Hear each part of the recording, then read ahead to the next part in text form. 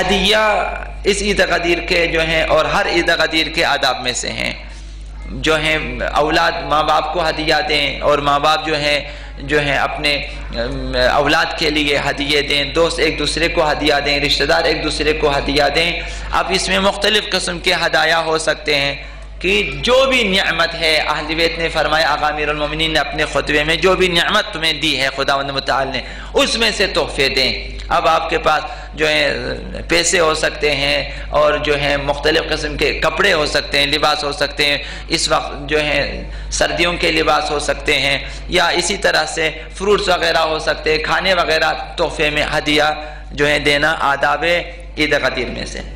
اسی طرح مومنین کا دیدار کرنا عید غدیر کے آداب میں سے ہیں کہ آپ جو ہیں ان 3 دنوں میں مومنین سے ملاقات کے لیے جائیں، علماء سے ملاقات کے لیے جائیں، اور اپنے جو بزرگان قوم، بزرگان دین جو بھی ہیں ان کے پاس جائیں، عید غدیر کے حوالے سے ان سے ملنے جائیں اور وہاں بیٹھیں۔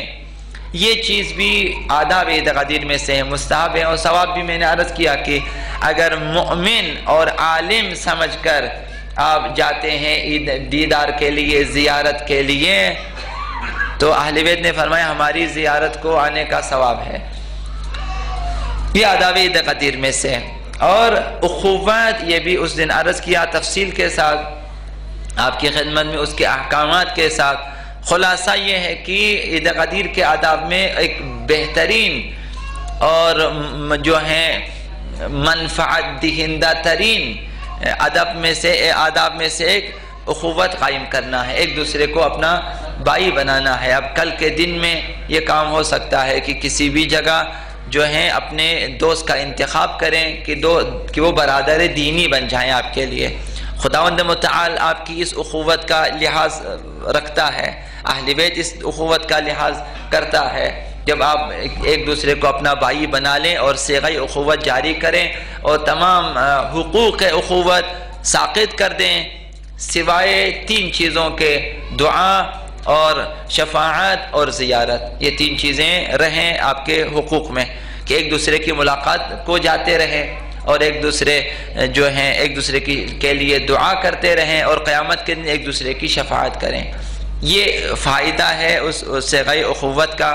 جیسا کہ میں نے اس دن عرض کیا، بعض فقہا کے نزدیک خواتین کے لیے عقد اخوت جائز نہیں ہے، بعض فقہا جو کہ جائز سمجھتے ہیں، اس میں آیت اللہ مکارم شیرازی ہیں اور سید سعید حکیم ہیں، انہوں نے فرمایا خواتین آپس میں عقد اخوت جاری کر سکتی ہیں، اپنے مابین ایک دوسرے کو دینی بہنیں قرار دیں، اور اس طرح جو ہیں برادران دینی بھی آپس میں، لیکن نامحرم مرد اور عورت کے درمیان صیغہ اخوت جاری نہیں، اور بہن بھائی نہیں بن سکتے، یہ شرعاً اشکال ہے، تو ایسا کام نہ کریں۔ یہ ایک آداب میں سے ہیں۔ تو اس کا فائدہ قیامت کے دن شفاعت، دنیا میں زیارت اور دعا ہے۔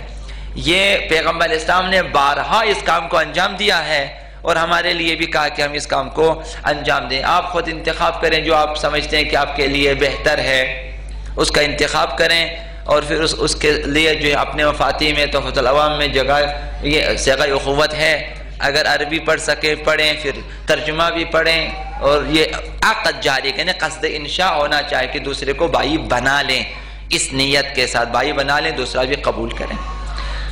یہ اس میں سے ہے۔ اب جو ہے اور آخری جو عرض کیا درود و سلام اور لعن ہے۔ لعن سے مراد یعنی جو ہیں دشمنان اہل بیت، دشمنان غدیر، اور جو کہ ظالمین و منافقین ہیں، ان سے اظہار براءت اور اپنے دل میں نفرت، اور وہ جو لعن جو خداوند متعال فرماتے ہیں وہی لعن جو اہل بیت فرماتے ہیں۔ اللہم لعن اول ظالم ظلم حق محمد وعلم، یہ دعائیں ہیں لعن کی دعائیں۔ لعن سے مراد دشنامدہی نہیں ہے، خلاصہ ایک دوسرے کی اہانت نہیں ہے، یہ چیزیں نہیں ہیں۔ لعن سے مراد بد دعا ہے۔ قاتلین اہل بیت کے لیے بد دعا ضروری ہے، جس طرح تولا ضروری ہے۔ یہ آداب غدیر میں سے ہیں۔